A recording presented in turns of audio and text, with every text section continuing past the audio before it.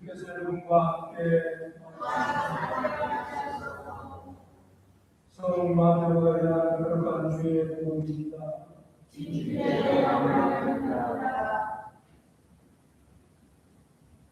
그 전에 예수께서 세례를 받으시려고 갈릴리아를 떠나 요르단 강으로 요한을 찾아오셨다. 그가 요한은 제가 선생님께 세례를 받아야 할 것인데 어떻게 선생님께서 제게 오십니까 하며 굳이 사양하셨다. 예수께서 요한에게 지금은 내가 하자는 대로 해라. 우리가 이렇게 해야 하나님께서 원하시는 모든 일이 이루어지시다 대답하셨다. 그제야 요한은 예수께 하자시는 대로 되었다. 예수께 세례를 받으시고 물에서 올라오시더라. 보혈이 하늘이 열리고 하나님의 성령이 비둘기 모양으로 당신에게 내려오시는 것을 보았다. 그때 하늘에서 이런 소리가 들렸다. 이는 내 사랑하는 아들, 내 마음에 드는 아들이다. 이는 주의 복음입니다. 성부와 성자와 성령의 이름으로 다 같이 앉으십니다.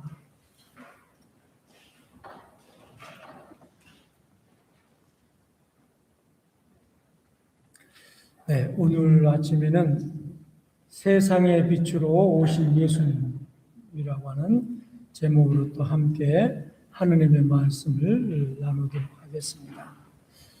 사람이 살아가는데 빛은 굉장히 중요합니다. 빛은 단순히 비추는 것에 그치지 않기 때문에 그렇습니다. 빛은 우리의 삶의 자체를 주관합니다.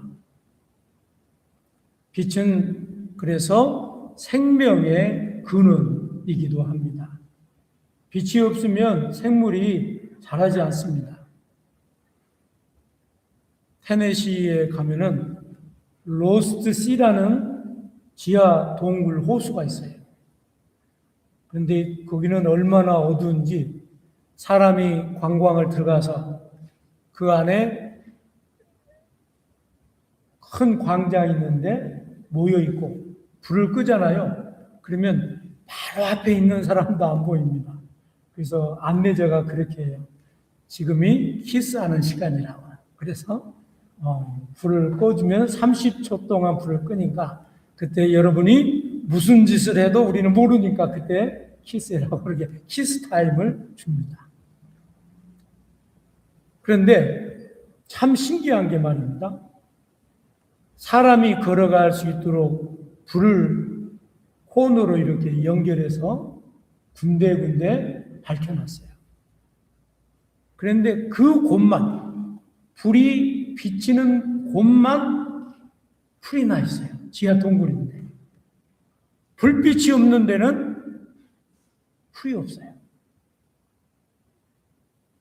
그리고 그 안에 호수가 있는데 물고기들이 많이 삽니다.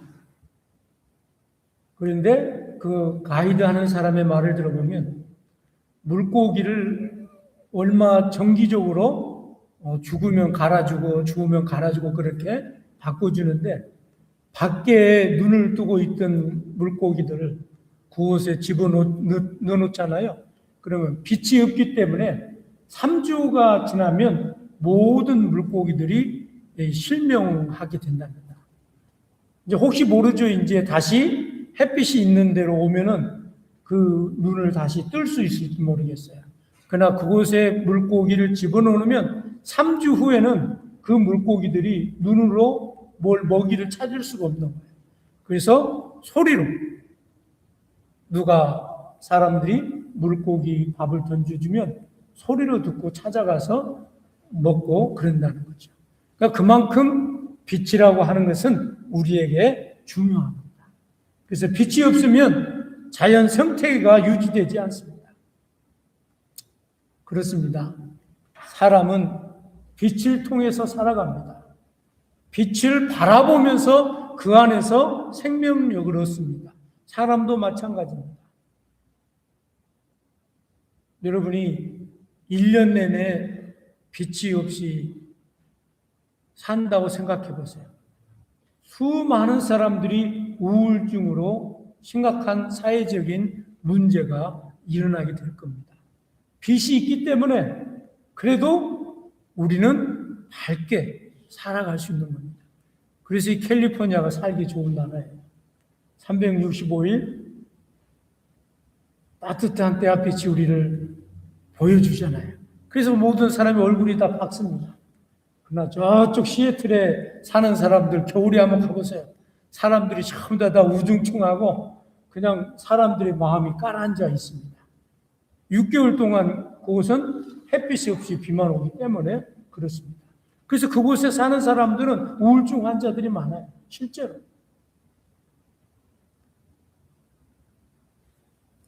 우리가 교회력을 지키는 오늘은 공연절로 빛으로 오신 예수님에 대해서 설명하고 있습니다. 공연절은 단순히 한 아기가 태어났다는 소식을 기억하는 그런 절기가 아닙니다. 공연절은 숨겨졌던 빛이 공식적으로 세상에 드러내는 날이 바로 공연주일입니다. 그래서 하나님의 아들이 이 세상 가운데 공식적으로 소개되는 날. 여러분, 동방박사들을 한번 생각해 보세요. 동방박사들이 별빛을 따라서 따라왔습니다. 그리고 별이 머무는 곳에 예수님을 발견하고 그들이 가지고 온 유향과 보약을 가지고 예수님을 경배하였습니다. 그렇습니다. 오늘 아침에 우리도 빛을 따라가면 그 빛은 우리를 인도하시고 우리를 이끌어 주시고 우리를 축복해 주십니다. 그 빛이 대해서 우리는 오늘 아침에 얘기하고 있습니다. 공연절의 질문은 무엇입니까? 이분이 누구이신가? 그리고 그 대답은 우리의 삶을 이루하시고 그분은 우리의 삶의 소망이시고 그리고 다시 우리가 살아갈 용기를 주시는 분이 빛이신 예수 그리스도를 소개하고 있습니다. 그래서 예수님은 세상에 빛으로 오신 이유는 성경 전체 흐름 속에서 자세히 분명하게 기록하고 있습니다. 하나님께서 영적으로 어두움에 묶여있던 세상을 구원하시기 위해서 빛이신 독생성자 예수 그리스도를 우리 가운데 빛으로 보내셨습니다. 그래서 이사야 9장 2절에 보니까 어둠 속에 앉아있는 백성들이 큰 빛을 보았다 했습니다. 그래서 우리는 죄와 절망과 어둠에 갇혀있던 백성들이 구원의 빛을 보게 되었다라고 하는 것입니다. 예수님은 어둠에 있는 사람들을 꾸짖으러 이 땅에 오신 것이 아닙니다. 그 어둠 속으로 직접 들어와 비추기 위해서 오셨고 그 빛은 결코 어둠과 싸우지 않으셨습니다. 그렇습니다. 빛은 어둠과 싸울 이유가 없어요.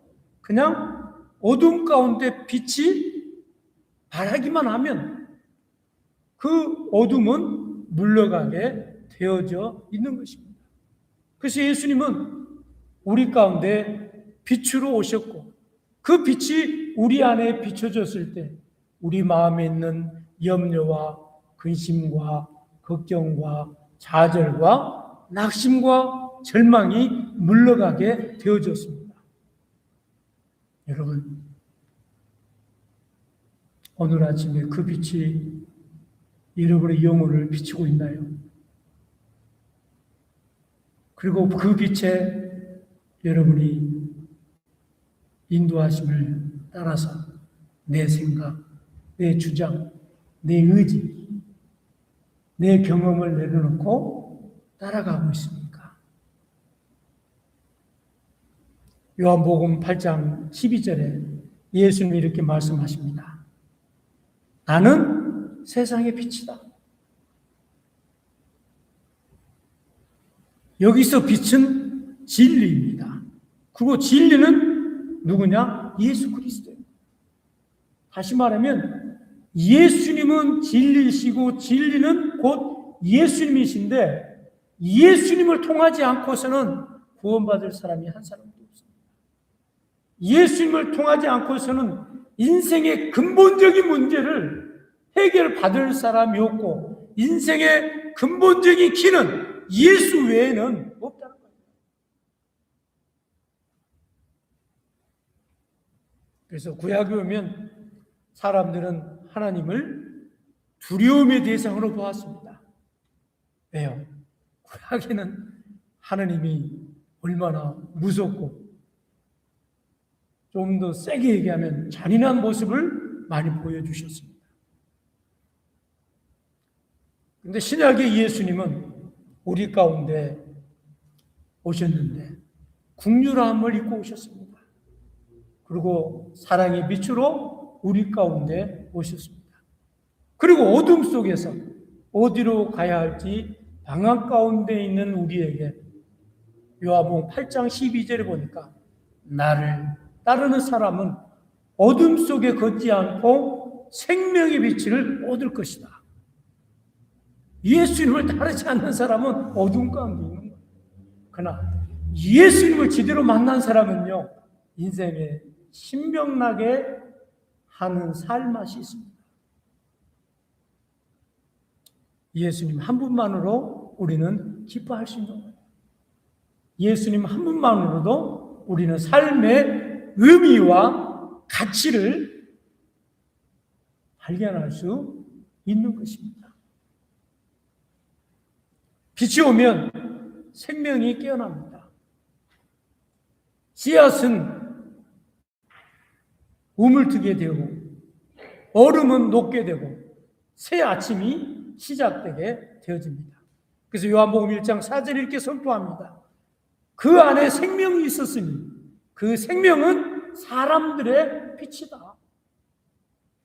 예수님 안에 생명이 있었어요. 그리고 그 생명이 우리 가운데 왔고 우리는 그 생명을 믿고 구주로 모셔드리기만 하면 우리는 어둠 가운데 있지 아니하고 빛 가운데 살게 된다는 거예요. 예수님은 상한 마음을 다시 뛰게 하시고 꺼져갔던 희망을 다시 우리 안에서 밝히시고 인간에게 가장 큰 형벌인 죽음조차 끝이 아님을 보여주고 있습니다. 그래서 우리는 죽음을 기쁨으로 맞이할 수 있는 거예요.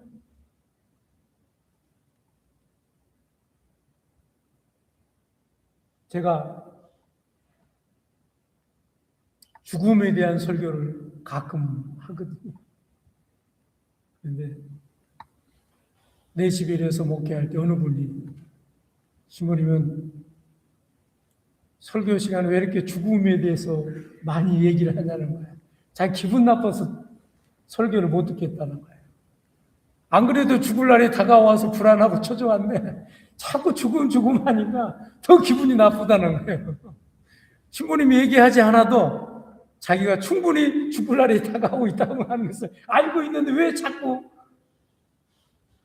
잃어버리면 하면 죽음 얘기를 하고 장례 얘기를 하냐는 거예요. 그런데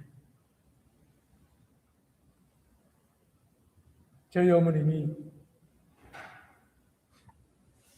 60이 넘고 70이 되시니까 그때부터는 죽음에 대해서 기도를 하셨어요. 그리고 내가 죽게 되면 아프지 않고 자식들에게 힘들게 하지 않고 돌아가셨으면 좋겠더라고요. 죽음에 대해서 기도하셨어요. 실제로 그래서 얼마 고생 안 하시고 병원에 3일인가 4일 입원하셨다가 돌아가셨습니다. 그렇습니다. 왜 우리가 죽음을 두려워해야 합니까? 예수님이 인간의 가장 큰 형편인 죽음조차도 끝이 아님을 보여주시는, 죽음 이후에 부활이 있고 죽음 이후에 영생이 우리에게 기다리고 있는데 왜 두려워하냐는 거예요. 그래서 예수님은 빛으로 오셔서 이런 인생에 풀리지 못하고 해결되지 못한 것까지도 해결해 주신 분이 주님, 바로 예수님이셨습니다. 예수님께서 빛으로 오신 이유는 우리가 살기 위해서입니다. 그래서 첫 번째로 우리는 예수님은 상한 갈대를 꺾지 않으시는 빛으로 오셨습니다.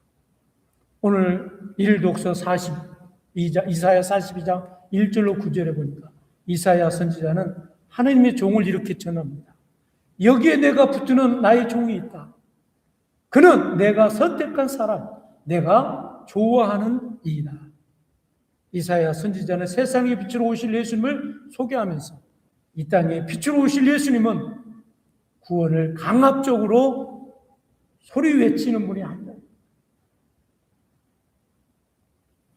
힘으로 세상을 바꾸려고 하지 않았다는 거예요. 상한 갈대를 꺾지 않으시고 꺼져가는 심지를 끄지 않으셨다는 거예요. 그것이 예수님의 모습입니다. 그렇습니다. 여러분, 빛은요, 힘쓰지 않아도, 노력하지 않아도 그 빛은 모든 문제를 해결합니다. 이솜우화에 이런 게 있죠. 바람과 햇빛이 나그네에 누가 옷을 벗길 수 있느냐? 바람이 태풍을 몰아붙여도 그 나그네가 어떻습니까? 이솜우화에 보면 옷을 벗기지 않으려고 더 졸라매고 더 졸라매고, 그래서 결국은 그 바람이 그 나그네 옷을 벗길 수가 없었어요. 그런데 햇빛은 어땠어요? 계속 뜨거운 빛을 주고 뜨거운 빛을 주고 뜨거운 빛을 주니까 몇 걸음 못 가서 어떻게 되죠? 더우니까 자기 혼자 스스로 옷을 벗었어요. 그렇습니다. 이게 바로 빛의 역할이라는 거예요. 주님은 이 땅에 오셔서 세상을 억지로 바꾸려고 하지 않았습니다. 상한 갈대를 꺾지 않으셨습니다. 오늘 이 말씀은 우리에게 큰 위로가 됩니다. 우리는 종종 부러진 갈대처럼 느낄 때가 많이 있습니다. 실패하고 지치고 삶이 태도가 흔들리고 자신이 없을 때가 얼마나 많이 있습니까? 그러나 공연절의 빛이 우리에게 말합니다. 예수님은 그런 우리를 버리지 아니하시고 그분은 빛은 눈부셔서 우리를 신문하는 빛이 아니라 어둠 속에서 길을 밝혀주는 빛으로 우리 가운데 오셨습니다. 그분은 눈먼 이들을 눈을 뜨게 하시고 갇힌 자들을 자유롭게 하시고 절망 가운데 있는 이들을 일으키셨습니다. 이 빛이 정죄의 빛이 아니라 회복의 빛이었습니다. 혹시 지금 당신은 상한 갈대처럼 느껴지고 있습니까? 꺼져가는 심지처럼 빛이 거의 없다고 느껴지고 있습니까? 그렇다면 기억하십시오. 예수님이 바로 그런 사람을 위로해 주시고 새 힘을 주시기 위해서 빛 가운데 우리 가운데 오셨고 우리 안에 어둠을 물리치고 빛 가운데 인도하여 주시기 위해서 우리를 선택하셨고 그분의 빛은 꺾지 않는, 끄지 않는, 그리고 회복시켜 주시는, 그리고 생명을 살게 해주는 생명의 빛으로 우리 가운데 오셨습니다. 두 번째로 예수님은 모든 사람의 열린 빛으로 오셨습니다. 오늘 두 번째 독서 사도행전 10장 34절로 43절을 보니까 사도 베드로는 이방인 고넬료의 집에서 고백합니다. 하느님께서는 사람을 차별하지 않으신다는 것을 나는 이제야 깨달았습니다. 이 고백은 공연절에 또 다른 빛으로 우리 가운데 오신 것을 우리는 알 수 있습니다. 구원의 빛은 특정한 사람을 위해서 온 것이 아닙니다. 온 인류를 위해서 왔습니다. 그 빛은 유대인의 빛도 아니요 경건한 사람들의 빛도 아닙니다. 예수 그리스도는 모든 사람의 주님이십니다. 상처 입은 사람들의 주님이시고 멀리 떠나 방황하는 사람들에게 주님이시고 죄책감과 좌절감과 마음의 양심의 가치 가운데 있는 사람들에게도 찾아오셔서 우리의 주님이 되어 주십니다. 베드로는 말합니다. 예수님은 성령의 능력으로 사람들을 고치셨고 선한 일을 하셨고 마침내 십자가에서 죽음을 당하셨지만 하나님께서는 그를 다시 살리셨다고 증언합니다. 그리고 이렇게 선포합니다. 그를 믿는 사람은 누구나 죄를 용서받습니다.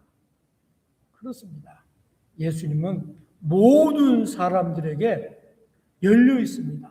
누구든지 예수를 믿고 죄를 고백하고 그분을 구주로 영접하면 예수님은 그분을 거절하지 않고 우리를 받아주시고 위로해 주시고 용서해 주시고 하나님의 자녀로 삼아 주십니다. 우리가 하나님께 나아갈 수 있는 이유가 우리가 잘나서가 아니라 우리가 우리 안에 빛으로 예수님이 우리 안에 빛으로 오셨기 때문에 예수님은 모든 사람에게 열린 빛으로 오셨습니다.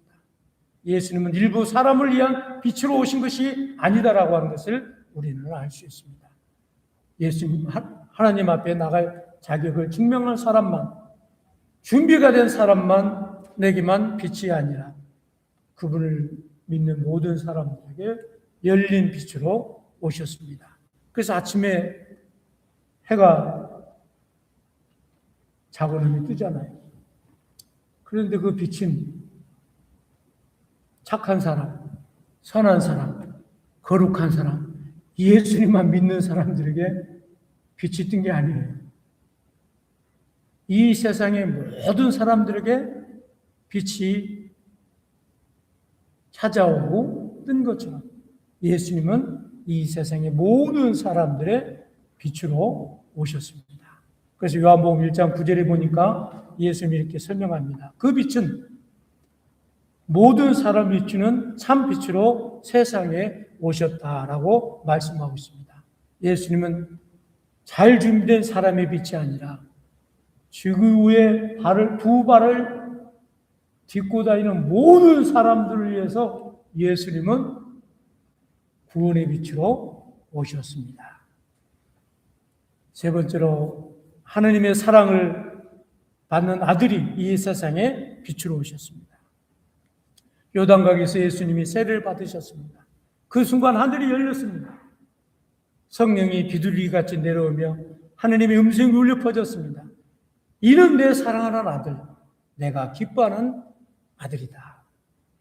이 장면은 공연절에서 절정을 이루는 말씀입니다. 예수님은 단지 훌륭한 스승으로 온 게 아니에요. 이 세상은 예수님을 4대 성인 중에 한 사람으로 받아들입니다. 공자와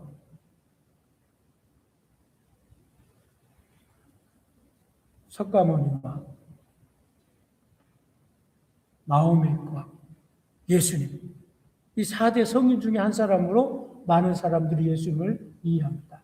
그러나 예수님은 훌륭한 스승으로 우리 가운데 오신 것이 아니라 하느님의 사랑받는 아들로 우리 가운데 오셨습니다. 그리고 놀라운 사실은 그 선언의 시작이 끝이 아니라 사역의 시작에서 주어진 것을 우리는 알 수 있습니다. 예수님은 모든 사람의 구원의 주로 오셨다라고 하는 것을 우리는 알 수 있습니다. 그리고 그분은 아직 기적도 행하지 않으셨습니다. 사람들을 가르치기도 전에, 병을 고치기도 전에, 십자가를 지기 전에 하나님께서는 먼저 선포하셨습니다. 너는 내 사랑하는 아들이다. 그렇습니다. 우리가 예수를 잘 믿고 많은 열매를 맺었을 때에 하나님께서 너는 내 사랑하는 아들이라고 딸이라고 선언해 주신 것이 아니라 우리가 아직 부족하고 연약하고 준비되어 있지 않고 하느님 앞에 영광 돌리지 못하는 그런 상황이 있을 때 하나님께서는 우리를 선택하시고 우리에게 너는 내 사랑하는 아들이라고 선포해 주신 것입니다. 예수님은 이 세상에 밝힌 비치기 전에 하느님의 사랑받는 아들로 드러난 것입니다. 오늘 우리도 하느님과 같은 음성을 말씀하십니다. 너는 내 사랑하는 아들이다. 너는 내 사랑하는 딸이다. 이 음성을 들을 때 우리 안에 빛으로 오셔서 어둠이 물러가게 해주십니다. 말씀의 결론을 맺습니다. 공연절은 과거의 별 얘기가 아닙니다. 오늘 또 예수 그리스도는 우리의 삶의 빛으로 나타나셨습니다. 상한 갈대를 꺾지 아니하시고 어둠 속에 있는 우리를 버려두지 아니하십니다. 너는 내 사랑하는 자다라고 다시 불러주시고 일으켜 세워주셨습니다. 이 빛을 받은 사람은 두려움 대신 담대함, 절망 대신 소망으로, 그리고 침묵 대신 사랑으로 살아가도록 부름을 받은 존재가 바로 우리 모두입니다. 세상의 빛으로 오신 주님이 오늘도 임마누엘의 하느님으로 우리와 함께 일마다 때마다 계획마다 심지어는 여러분의 생각과 계획 위에 올 한 해도 함께 해 주실 것을 믿습니다. 성부와 성자와 성령의 이름으로.